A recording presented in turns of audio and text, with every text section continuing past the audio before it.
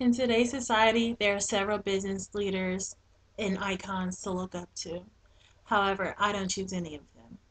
While Oprah Winfrey may not be the leader or CEO of just one Fortune 500 company, she is the most successful entrepreneur today by far. In an interview with Fortune magazine, she once said, "I don't think of myself as a businesswoman. The only time I think of myself as a businesswoman is now while I'm talking to you. There's this part of me that is afraid of what would happen if I was to believe it all." Oprah Winfrey was born Orfora Gail Winfrey on January 29, 1954, to a single teenage mother in rural Mississippi. Oprah did not have a traditional childhood by no means. She grew up in a family that was very poor. She had several problems and personal traumas that she had to endure at a young age. In 1990, during a live taping of her show, she admitted to being molested by her cousin, uncle, and a close family friend, starting when she was just the age of 9. After several failed runaway attempts, Oprah ended up pregnant at the tender age of 14.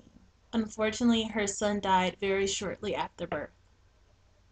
Oprah was then sent to an upscale school where she had to endure months of torture and ridicule from her classmates because she was poor. Oprah was caught stealing in an attempt to keep up with the popular trends of her peers.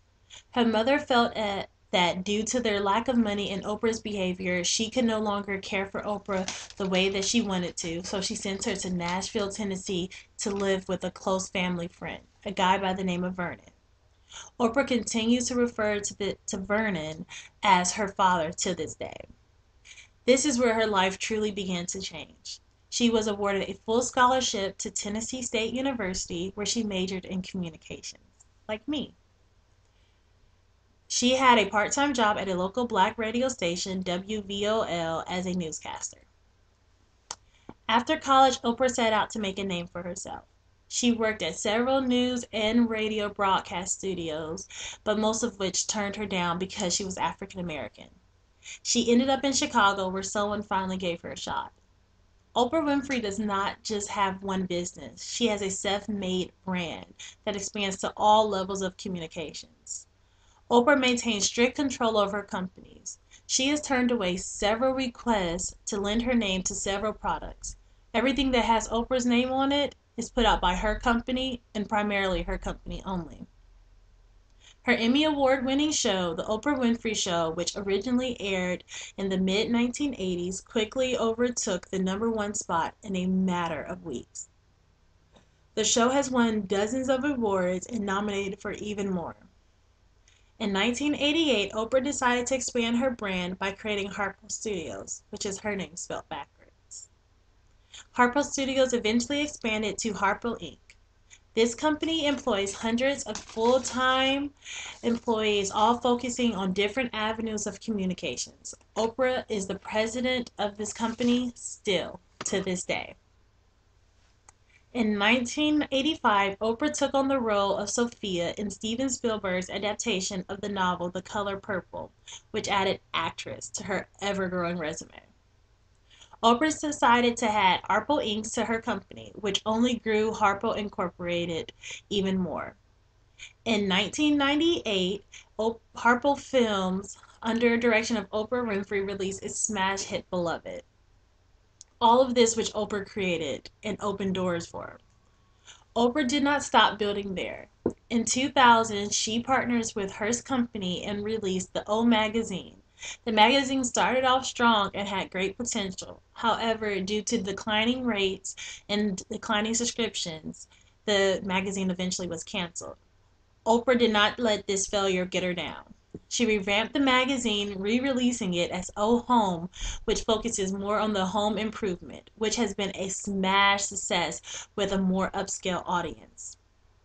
Oprah is also the co-founder of women's television network Oxygen.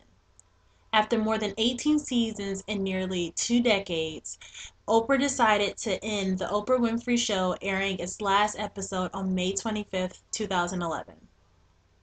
In January of that year, Oprah and Discovery Communications launched the new television network OWN, Oprah Winfrey Network, in which she is the chief executive officer. What started off as a small dream, Oprah built into an empire. However, Oprah never forgot where she came from or her struggles. In 2007, Oprah made the biggest impact on the youth when she opened the Oprah Winfrey Leadership Academy for Girls in Johannesburg, South Africa. The academy has over 150 girls currently attending. With brand new state-of-the-art classrooms, computers, science labs, libraries, theaters, beauty salons, she gives these girls the adequate leadership training they need to be successful. The academy gives these girls materials and hope to make something of themselves. They reach beyond their past and end up in places they never even dreamed of. In January 2012, the Academy held its first graduation. Oprah was there in attendance. She was very happy. Oprah is very proud of all these girls after experiencing poverty and personal traumas such as violence, molestation, or the loss of a parent. They came out on top. 100% of the Academy graduates were accepted into accredited university. That's everyone. All of them went to college. Every last one is going to some college somewhere, most in South Africa. However, 10% of them were accepted into schools in the United States on scholarship.